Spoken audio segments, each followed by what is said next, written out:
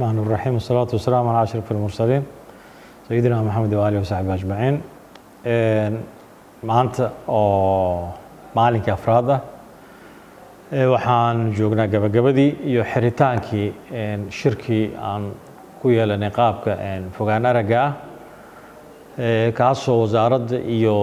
mashruucan World Bank ay soo wada qabanqaabiyeen ku saabsanaydna shirkaasoo 4 maalmood noo socday furmay bishan aan ku jirno 14keedii maanta oo 17keena aanu soo gabagabeynayna ku saabsanaa warbixin guud iyo isxog wareysi iyo soo bandhigid loo soo bandhigayo dhammaan hay'adaha iyo dadka kale ay khusayso mashruucan ay wasaaradda ganacsiga iyo warshadaha xukuumadda federaalka Soomaaliya iyo xafiiska bangiga adduunka ay maalgelinaysa ka wada shaqeynayaan ku saabsan diiwaangelinta casriga ah qaabka online-ka loo sameynayo ku saabsan bixinta ama cusboonaysiinta shatiyada ganacsiga runtii saad la socotaan wasaaradda ganacsiga warshadaha xukuumadda federaalka Soomaaliya waxa waajibaadkeeda shaqo ka mid ah bixinta ruqsadaha dhammaan noocyada kala duwan ee ruqsadaha ganacsiga ilaa in muddo ahna waxa weeye waa adduunkan iyo waxa lagu shaqeynayay qaabka manualka ah oo caadiga ah dunida waxa weeye lagu shaqeyn jiro ahaa in xafiiska dawladdu waxa weeye uu furan yahay xilliyada shaqo qofka muwaadinka ah uu imaado xafiiska isagoo marka codsigiisa iyo dokumentigiisa warqadihiisa sita halkaasna markaas loogu howlgalo oo laga buuxiyo foomam kadibna marka processkiisa iyo la bilaabo oo marka ruqsadiisa sida loogu sameeyo haday tahay ruqsad cusub iyo haday tahay ruqsad dhacdayba marka si looga gudbo marka marxaladahaas loola jaan qaado nidaamka waxa weeye warka horumarka u gaaray adduunka caalamka intiisa kala gedisan ayaa wasaaradda warshadaha xukuumadda federaalka Soomaaliya waxa ay marka ay hirgelinaysaa barnaamijkan aan sheegay diiwaangelinta qaabka online-ka ah taasoo u sahlaysa marka qofka ganacsadaha ha ahaado ganacsado cusub ha ahaado ganacsade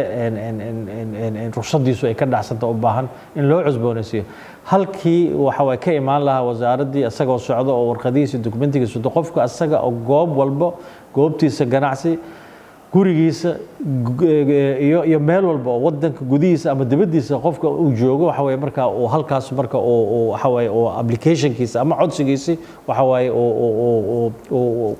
uu ka soo dirsanayo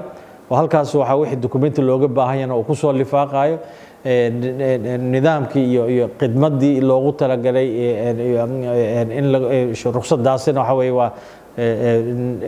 qaab online ah qofku u bixinayo kadibna marka shahaadadiisa waxa weeye markay dhamaato processkii oo dhan uu soo maro shuruudihii laga rabay in qofku soo buuxiyo khidmadii ku waajibtayna waxa waaye oo ruqsadahaas aad la socotaan ruqsaduhu waxay kala leeyihiin darajooyin iyo khidmada gaara oo waxa weeye oo waxa waaye oo lagu bixiyo lagu sameeyo marka processku uu dhamaystirmo qofku marka asagoo goobtiisa joogo aanan u baahi in uu wasaaradda yimaado oo soo doonto shatigiisa meel walba meeshuu joogo asagoo marka shahaadadiisa qaab online ay ugu soo dhacayso halkaas marka uu ka diiwaan gashanayo marka kulankan fogaan aragga ah ee maalmahan 4 cisho noo socday waxa weeye marka dhammaan dadka daneeyaasha ama kaalinka ku leh nidaamkan mashruucaas ayaa marka warbixin lagu siinayo oo maalinkii koowaad wuxuu ahaa kulanku wuxuu dhexmaray wasaaradda iyo dhammaan wasaaradaha kale iyo xafiisyada kale ay khusayso arintaas heer federaal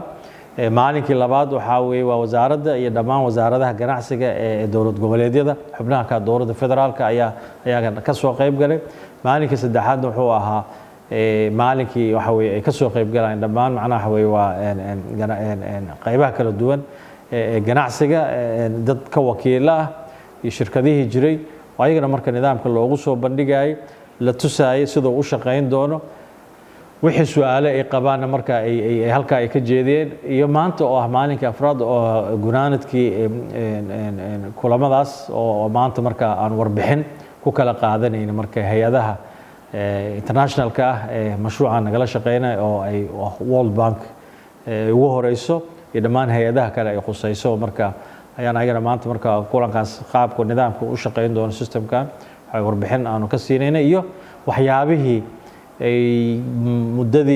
muddooyinkii ugu dambeeyay ku soo kordhay iyo horumarkii ay gaartay wasaaraddu ay gaartay dhanka horumarinta ganacsiga iyo warshadaynta dalka ha noqoto dejinta siyaasado lagu horumarinayo ganacsiga iyo warshadaynta dalka iyo wax soo saarka ha noqoto shuruucdii loo baahnaa waxa waaye diyaarintoodii iyo dhaqangelintoodiiba intaas ayaan marka warbixintaas ayaanu siinay mashruucaana waxa weeye saad aanu qorsheynayn haddirtaan already wuxuu ku jiraa marxalad tijaabo ah oo la tijaabinayo qaabka u shaqeynayo oo already wasaaraddu goor hore ayay bilowday oo waxa waaye in si aayar ah looga guuro systemkii hore loona guuro systemkan cusub wasaaraddu hadda waabay bilowday in dadku marka ay soo codsadaan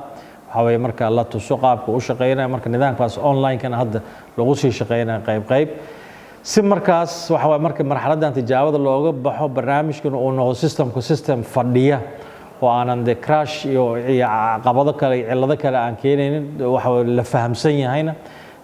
qaabka u shaqeynayo isla markaasna hadda muddadan tijaabadan ku jirno haddii ay jiraan waxyaabo culus oo culays keenayo waxa weeye laga sii qafiifiyo la fududeeyo qaab kale oo sahlan oo qofku markuu fahmi karo waxa weeye asagoo gurigiisa jooga waxa uu isticmaali karo marka muddada tijaabada oo waxa weeye waa intaan la daafurin ka hor wasaaradduna hadda ay sii bilowday waxaa loogu talagalay marka adeegiina in la bilaabo in lagu shaqeeyo isla markaasna muddada lagu shaqeynayo la fiiriyo marka wixii caqabadaha iyo cilladaha oo jiro si ay noogu suurtageliso marka marxaladdan koowaad in lagu saxo wixii jiro marka wixii taa ka dambeeyo waxaan u gudbi doonaa insha allah muddada ugu soo horeyso oo dhow hadduu ilaahay ka raali noqdo in loo gudbo marka daahfurkii mashruucan ayadoo ay ka soo qaybgeli doonaan dhammaan dadka ay khusayso iyo hay-adihii iyo xafiisyadii iyo wasaaradihii ay khusaysaba kadibna markaa systemkaas uu noqon doono system rasmi ah waxa waaye oo hirgala la gaarsiiyo dhammaan xitaa ma ahan oo keliya wasaaradda la gaarsiiyo xitaa wasaaradaha dowlad goboleedyada xubnaha ka dowladda federaalka Soomaaliya maadaama ayagu xitaa ay qayb ay ku leeyihiin barnaamijkan iyo nidaamkan la sameeyna marka inta ayuu ku saabsanaa seminaarkan iyo shirarkan 4 maalmood noo socday maasanta